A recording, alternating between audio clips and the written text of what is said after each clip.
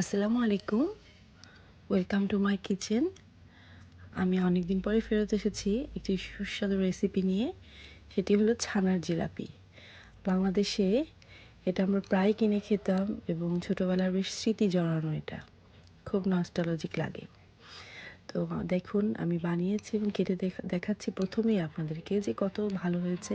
ভিতরটা একদম soft, fluffy, sugar সিরাপে ভরা।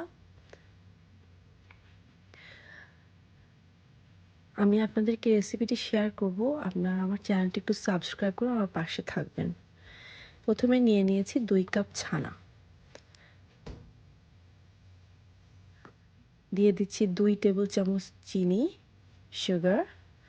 দেওয়ার পরে ছানাটাকে ভালো সুন্দর করে ম্যাশ করে নেব হাত দিয়ে, যেন একেবারে ক্রিমি হয়ে যায়, একটুও দানা থাকবে না এবং হাতে আপনার একদম ক্রিম চিজের মতো হয়ে যাবে। এরপর দিয়ে দিচ্ছি 1/4 কাপ অফ পাউডার মিল্ক। এটাকে আবার সুন্দর করে ম্যাশ করে নিব। বানিয়ে নেব সুগার সিরাপ। নিয়ে নিয়েছি 5 cups of water and 3 cups of sugar. একটু মিশিয়ে সুগার সিরাপটি রেডি করব আমি বেশ কিছুক্ষণ চুলায় জাল দিয়ে। এবার আমি আরও কিছু ড্রাই ইনগ্রিডিয়েন্টস নিয়ে নিচ্ছি। 1/4 cup of powder milk, 1/2 cup flour, 2 pinch baking soda আর 2 টিস্পুন ঘি। এবার সবগুলো ড্রাই ইনগ্রিডিয়েন্টস নিয়ে জাস্ট 2 পিঞ্চ, 2 ফিঙ্গার দিয়ে, দুটো আঙ্গুল দিয়ে যতটুকু বেকিং সোডা ওঠে এতটুকুই দেবেন, এর বেশি দেবেন না। 2 চামচ ঘি দিয়ে দিলাম।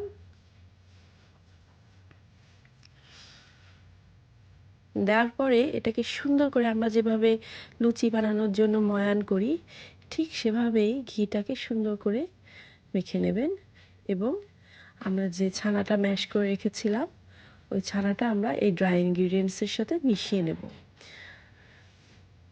খুব ভালোভাবে মিশিয়ে নেব এবং এখানে আমার লাগবে 1/4 কাপ অফ ওয়াটার।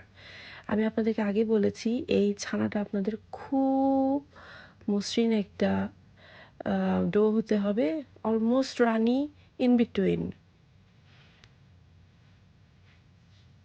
আমি একবারেই পুরো পানিটি দেইনি, আপনারা অল্প অল্প করে দেবেন। আপনাদের যদি 1/4 কাপের উপর একটু বেশি লাগে তাও দেবে। দেওয়ার পরে 10 মিনিটসের মতো ডোটা রেখে দেবেন। এখন আমি একটা পোর্শন নিয়ে নিচ্ছি, নিয়ে একটি বোর্ডে একটু হালকা তেল লাগিয়ে নিয়েছি যাতে এটা লেগে না যায় এবং লম্বা করে একটু রোল করে নিলাম। আমি আপনাদেরকে দেখিয়ে দিচ্ছি কিভাবে আমি জিলাপির শেপটি দিয়েছি। জাস্ট হাতেই দিয়েছি, আমি কোনো নজেলে ভরিনি। দিয়ে এভাবে ঘুরিয়ে একটা পাশ টাকিন করে দেবো, না হলে এটা কিন্তু খুলে যাবে যেই তেলে দেবেন। সো মনে রাখবেন এক পাশ সুন্দর করে মিশিয়ে দেবেন। এভাবে করে করে আমি প্রত্যেকটি বানিয়ে নিচ্ছি এবং দেখুন আমি লাস্ট কর্নারটা চেপে মিশিয়ে দিচ্ছি যাতে কর্নারটা খুলে না আসে। আমার সবগুলো বানানো শেষ। আমি প্রায় আমার 20টা হয়েছিল 2 কাপ ছানায়।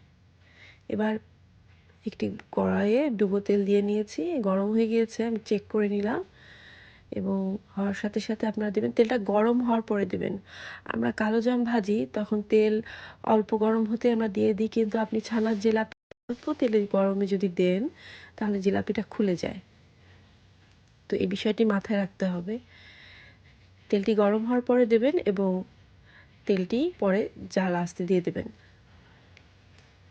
ওকে, এবং যত চিকন সম্ভব, আমি একটা বড় কাঁটা চামচ নিয়ে নিয়েছি, আপনারা কাঠিও নিতে পারেন, বাট বড় এরকম একটা কাঁটা চামচ নিলেই উল্টাতে সুবিধা হবে।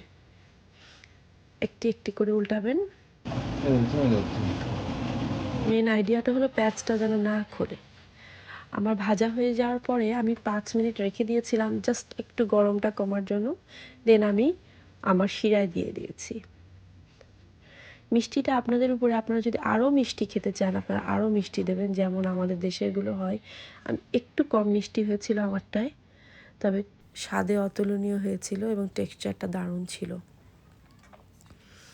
আমার সেকেন্ড ব্যাচ উঠাই নিচ্ছি, নিয়ে আমি আবার একটু ঠান্ডা করে সিরাপে দিয়ে দিলাম।